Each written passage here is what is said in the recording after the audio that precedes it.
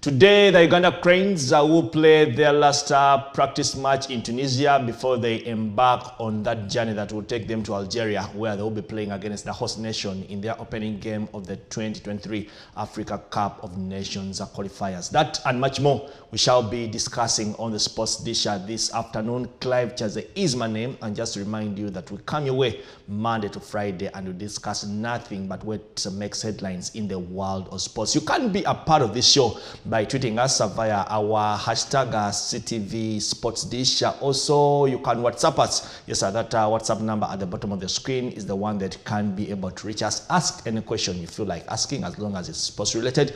Comment on any of the things that we are discussing, but also give your views as long as they are related to sports. So we promise it's going to be an action-packed 1 hour, because I'm not alone in studio like I always do it. It is Shaban Lubega Benteke Chilevu Namba Mwenda Wasona who gets to join us to do the show once more. Good afternoon, Shaban. You had to throw it in there, but good afternoon, Clive, and good afternoon, everyone watching us.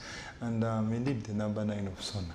The statistics suggest I am, at least. Well, I'm going to look for the statistics says so, but I'm going to look for a bit of video evidence that I could probably share with our viewers out there, and they will determine whether you're indeed a true number 9 or something. But of course, getting us underway is the Uganda Cranes. Like we've told you, this Saturday they will be playing against Algeria in their opening game of the 2023 Africa Cup of Nations qualifiers. Yes, it's a group of 4 where you also have Tanzania and Niger, just like all the other groups, and only 2 teams get to qualify for the finals. That will be in Ivory Coast. Uganda Cranes coach Micho did share his qualification plan. All the players that have been available, we have used. This is the most important. Unfortunately, Shaban got injured. Also Muleme. So those are the casualties of yesterday's game. I was happy the way boys have applied themselves on the field. Especially, I was happy with the fact that our transformation from moment of ball losing up to reaching the opponent box was really encouraging and showing us that we could play iron defense and creative build-up reaching opponent goal.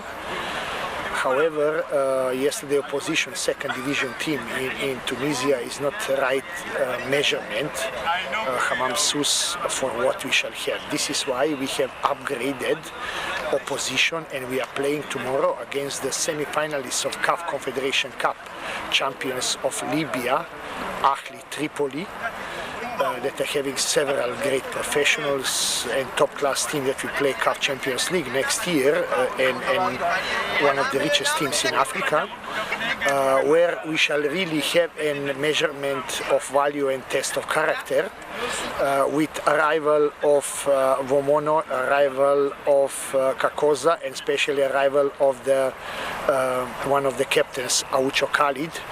We got a breeze of quality hitting the team.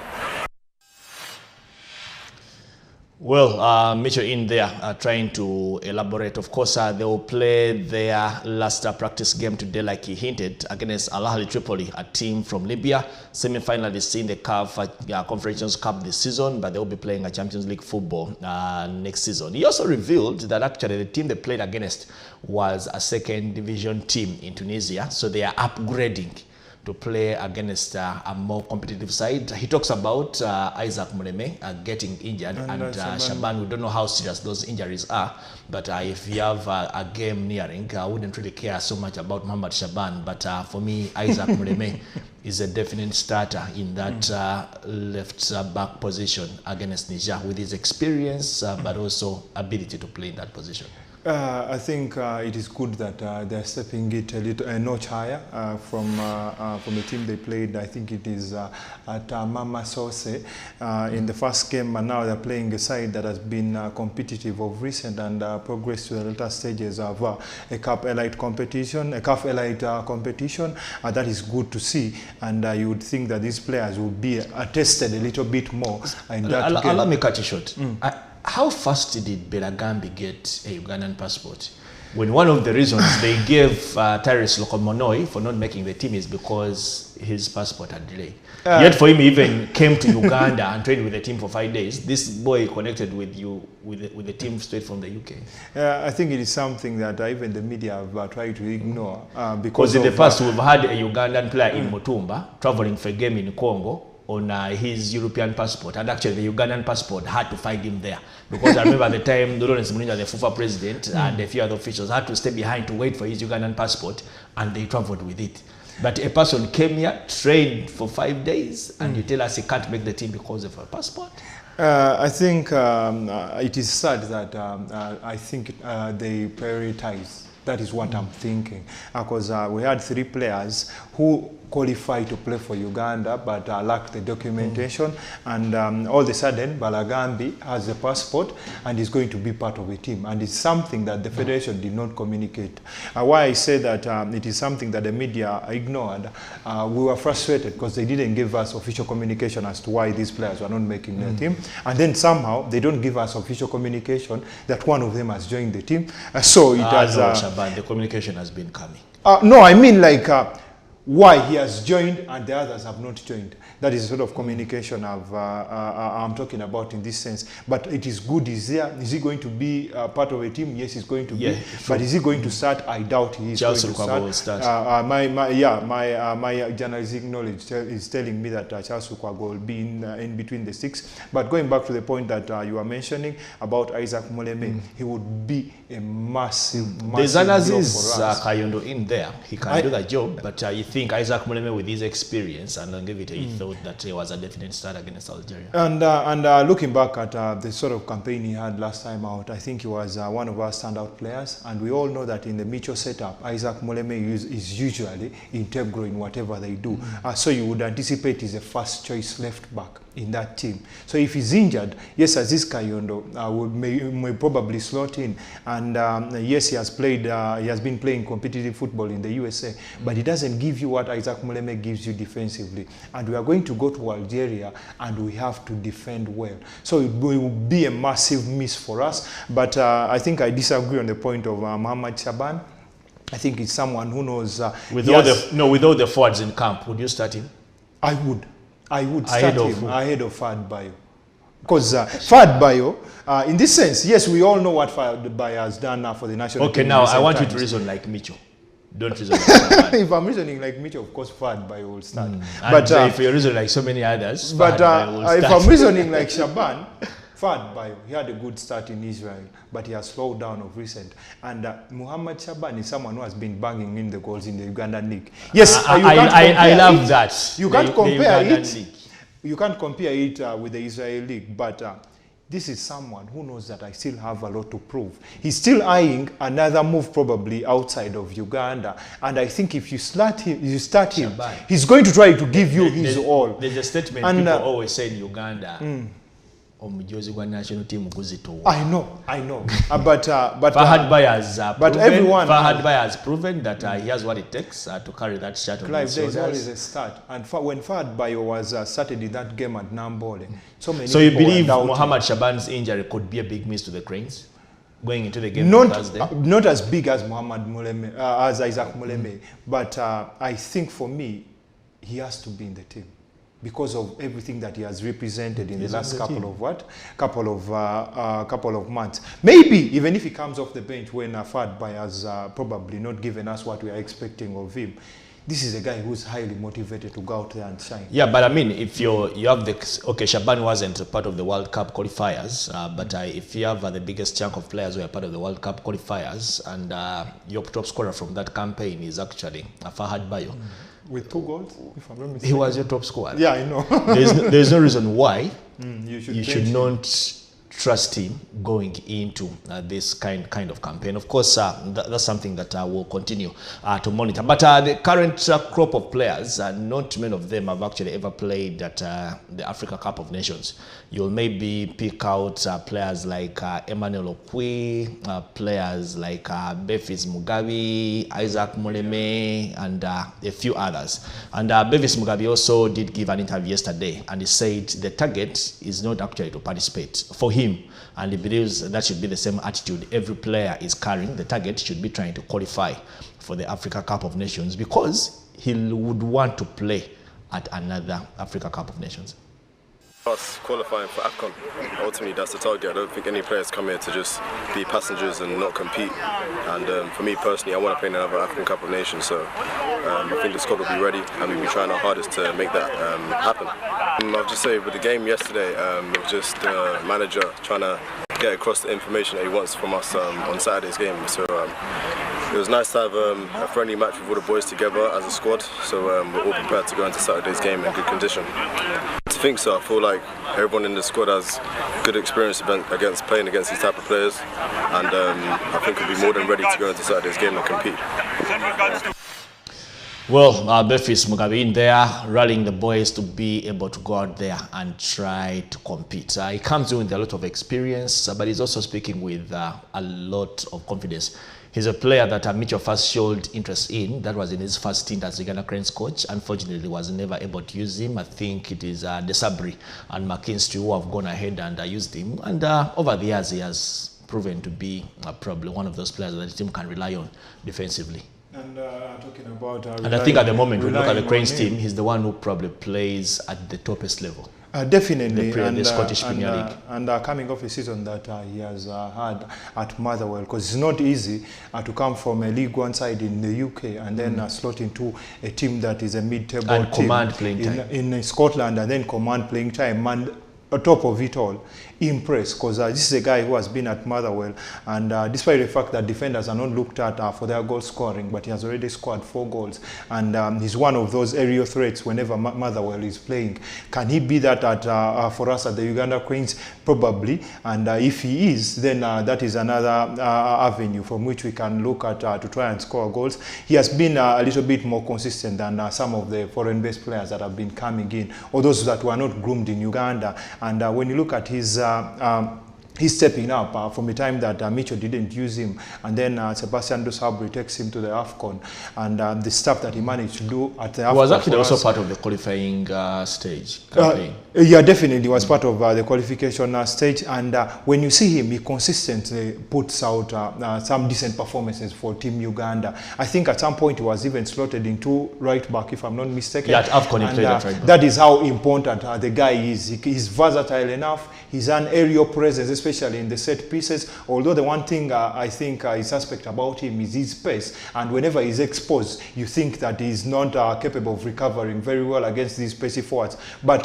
those are his attributes, and we can't take away the fact that he's a very good game reader. Why do people always want to associate central defenders with pace? Some of them have enough. They shouldn't have. Central defenders are not the fastest. Though. If you're discussing Befis as a fullback, I would understand when you bring in the element. And he has played because I mean, one of the best defenders in the league at the moment is John Revita. But every time somebody is trying to say something about, I don't like his very slow.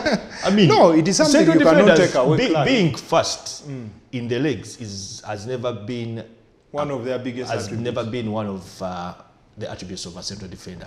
As long as your game reading is top notch and all that, that is what matters. No. Most of the best central defenders out there in the world, Ibra Sekaja, one of the best defenders to ever play for Uganda Cranes, wasn't the fastest of defenders. The Timothy Batavaides, I never saw Jimmy Chirunda, I won't talk about it. But no, it is always an added advantage if you got some pace in your legs. If you're a central defender. But Shaba, let me ask you. But it's not. Let me ask you a question. I think outside Timothy Awan, tell me any central defender you know in Uganda that is as probably as fast as Timothy Awan. It would even if hard. you have to look back in the past. It would be hard. So why is it always an issue? You would say Ande Mwesigwa had some pace in him. No. Yeah, of course he did. And what I'm trying to stress here is that it is not a key attribute to a central defender, but an added advantage if you have some pace in your as long as he's delivering. I mean, he's playing in the Scottish Premier League.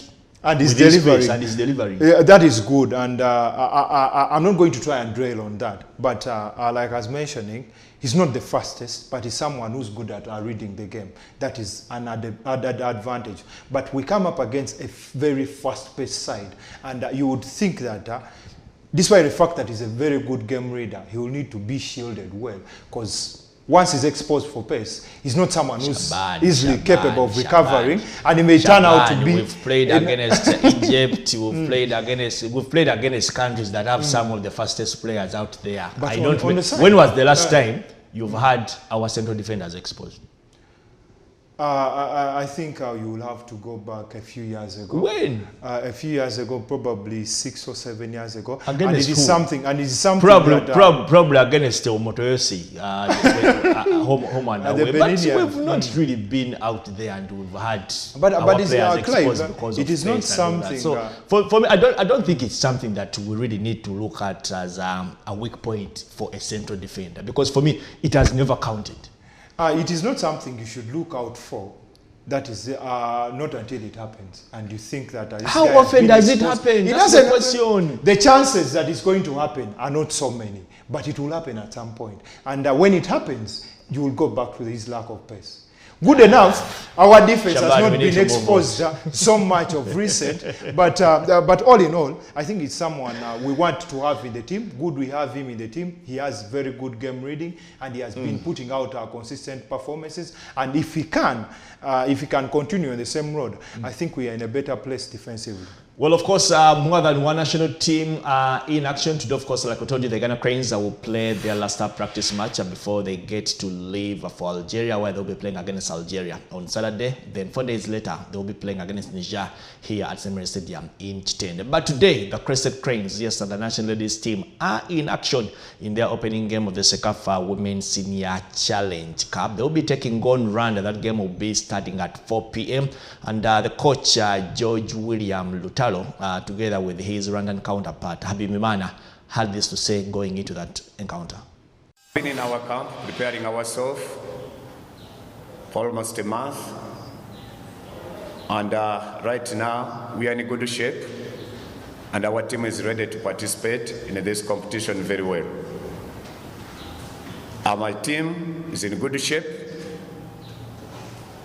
And they are ready to compete and to become the champion. Proud to host a tournament that has a participation of 8 countries compared to Sekafa 2021 when we had 6 countries. You are facing Uganda, and you know Uganda many years ago, so we are ready for the game, and it's just time of game, then we play. Well, there you have it. 8 teams are taking part in the competition, but looks like Rwanda and Uganda, that rivalry will be extending from the senior men's football team to the Crested Cranes, who will be taking on their Rwandan counterparts later today. Uganda has never won this championship. They are trying to win it for the first time, but also the tournament is being used by Uganda and Burundi as preparations for the Africa Women Cup of Nations that will be in Morocco later this month. Definitely, whenever we come up against Rwanda in the different sporting disciplines, there is a rivalry that unfolds in one way or another, and I think there are going to be some emotions involved in this one too, because the last time and the only time we have faced them in the challenge and the Women Challenge Cup, that is Sekafa, we drew 2-2 in Rwanda. In that championship, we eventually finished second, our best finish in the Sekafa Women's Challenge Cup, but I think we are better placed than them at the moment. Back then, our national team was not as competitive as it has been in recent years, and you would think that we go in there as favorites. But like you mentioned, this is a trophy that we have not won, and the mood in camp, people are telling me that these girls think that this is their time, and they're supposed to be winning it, and they are looking at winning all their 3 games, starting with the one that they're playing today against the games Rwanda. Against Burundi and Djibouti are winnable. I think the toughest is the one against Rwanda. Most definitely, it is the toughest, and you think that if they win today, probably they will go on to capture all 6 points. But then from there, there's a lot that we are going to need in terms of trying to win this one, because we go up against the 2 heavyweights in the Sekafa region, that is Ethiopia and Tanzania, who I think are going to progress from that Group B. And for today, I think I would love to see the team that Ayub Khalifa puts out, George Lutalo rather, puts out on the field of play, because there are so many names who you think are supposed to be probably starting games. Looking at a few some of their who forms. predominantly cover women football were already complaining. He named 5 midfielders and 8 forwards. And they were saying that he ought to have named more midfielders. Forwards, probably 8 midfielders. It is rare to see a team that has more forwards than midfielders. It is rare, but in this day and age where teams are making transitions in playing more forwards and probably the same number of midfielders, you have started seeing it, and it didn't come to me as a shock. I thought that most of the forwards that were deployed in that team ought to be in the team, but I'm just only waiting to see who starts and who's benched, and if those that don't start are capable of staying in harmony with the decisions and then probably producing off the bench. Because trust me, there are players who Clive, if there are players who think they must be starting every game, and if you don't start them, but every footballer wants to start, Shaban. Definitely, and it could easily cause disharmony. We have seen it on the Italian national team of recent. Players complaining that they ought to be starting, because one of the reasons why Silo Immobile has been in and out of a team is the fact that sometimes he has been based and he thinks that I'm the best Italian striker, I'm supposed to be what? Yeah, but sometimes for me, I feel it goes down to how the person in charge handles everything. Handles everything. And you think George William Lotaro, the head coach of this national team, has the ability to make sure that everyone in that team stays in harmony. By the way, the opening game, of course, the first game of this competition started at 1 o'clock, and Burundi are taking on Djibouti. After 20 minutes, that game is still 0-0. Those are the other teams that Uganda will be playing against. And of course, like we told you, Uganda and Burundi are using this competition as a precursor for the Africa Women's Cup of Nations. And I think it is good competition, because probably they will not get what they want from the groups. But once you step out of the group, the competition is going to be so proper that it will prepare you for whatever you want to do at the AFCON in the next couple of months. For me, I think we couldn't have asked for better preparations. This is a tournament and it is there to be won. We have targets because we have never won it, and I think we are going to go out there, put out our best in all the games we are going to play, and even if we don't win it, I think we would have prepared enough to go and try and make a good adventure when it comes to African Cup of Nations. That is African Women Cup of Nations. Yeah. Well, of course, looking at the other group, by the way, we've been paying a lot of attention to the group that has Uganda, but the other group has Ethiopia, has Tanzania, has South Sudan, and Zanzibar. Of course, the top 2 out of that group will qualify for the semi-finals, where they'll play the top 2 out of the group that has Uganda. And those top 2, unless otherwise, in my opinion, are likely to be Ethiopia and Tanzania. Yeah, I think that will be the case. They are the 2 standout performers, although I don't know what Zanzibar has to offer in this one. Because for South Sudan, they're just literally an upstart of sorts. You don't expect them. It is more of an adventure. I think so is Zanzibar, because women's football in the region, you would say that probably it is just starting to take off. Yeah. If you have Uganda who have a women's league, Kenya do have a women's league who are not in this competition, Tanzania have a women's league. Now, Zambia is more or less an annex of Tanzania. I've not heard of a women's football, serious football, women's league in Rwanda, Burundi, and South Sudan. Though South Sudan, they already have a project, I think, that I started about 3 or 4 years ago. And actually, I think this championship is going to put that project in the spotlight when you look at the strides that they are taking in developing women's football in the region. Yeah, maybe, probably you could argue that there are literally 3 established teams in here, because Kenya is not part of it because of the ban, the FIFA ban. And the 3 would be? And the 3 would be Uganda, Tanzania, and Ethiopia. And those are the ones that have been... You could add Tanzania to the list. I said Uganda, Tanzania, and Ethiopia. Because they are the 3 who have been putting out decent results whenever they get into engagements, and you'd think that one of them will win it. Despite the fact that the others, like Burundi and Rwanda, are capable of posing a few questions. But for South Sudan, they are an upstart. And probably that is the same case with Zanzibar. I don't see them causing Ethiopia and Tanzania any issues, but this is football. You never know what may happen. And I understand they are properly motivated. That is South Sudan, but we all know the football is not yet there. And I just don't see anyone but Tanzania and Ethiopia making it out of the group. That is Group B. Well, 6 national boxers left the country last week and traveled to Dar es Salaam to take part in the Mount Kilimanjaro Boxing Championship.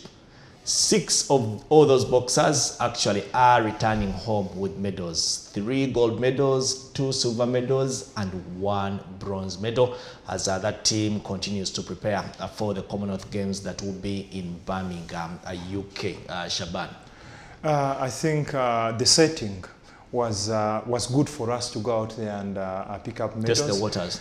Pick up medals because initially there were supposed to be 8 teams and then 4 pull out, and then we have only 4 nations to tussle it out, and we are taking a team that has been competitive in the Champions League of recent. So it was always our medals. That young man won bronze. Isaac Zebra Senyange. Yes, Zebra Senyange was one of the unfortunate, was the most unfortunate of the 6. Because he didn't make the final. He didn't make the finals. The rest of them made the finals, but it's good that he walks away with the bronze. That is a good motivation for him. But then the other 3 that go on to win gold medals, that is, I think... Actually, Nachimli Teddy, the only lady on the team fighting in the flyweight category, did win silver after she lost her final to Sarah Alex of Tanzania. Then Owen Chibira did also, I think, win a gold medal, if I'm not mistaken. We had a silver in there, then Zebra. Chibira Owen won silver. He lost in the final. It was Nkobeza who won the gold, then Joshua to Kamuhewa also won gold. And Jonah Chobe. And Jonah Chobe won gold medals. And you think that those guys are probably in a better place right now to go out there and give their best at the Olympics. Yes, we can go back and forth about the fact that probably these are not the best boxers we should have been taking, but that is what we have at the moment. And them coming off good triumphs in the Kilimanjaro Open is supposed to be huge for them, because you thought that we needed something like that to prepare them ahead of the Olympic Games. It's not going to be easy. It's going to be totally different in terms of challenge to what they have been facing and what they're going to be facing at the Olympics. But all in all, I think this is proper motivation.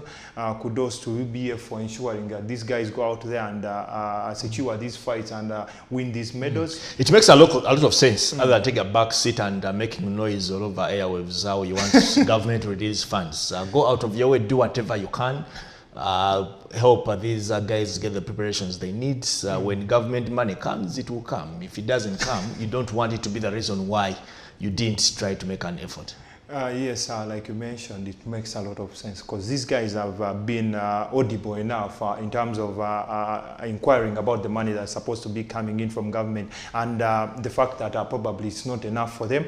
But now that they saw an opportunity, took it on, ensured these guys have fights under their gloves, and they have now won medals. I think kudos to UBF. I mentioned it again. I'm not a big fan of so much that happens out in there, but at least I'm happy that they secured this Open.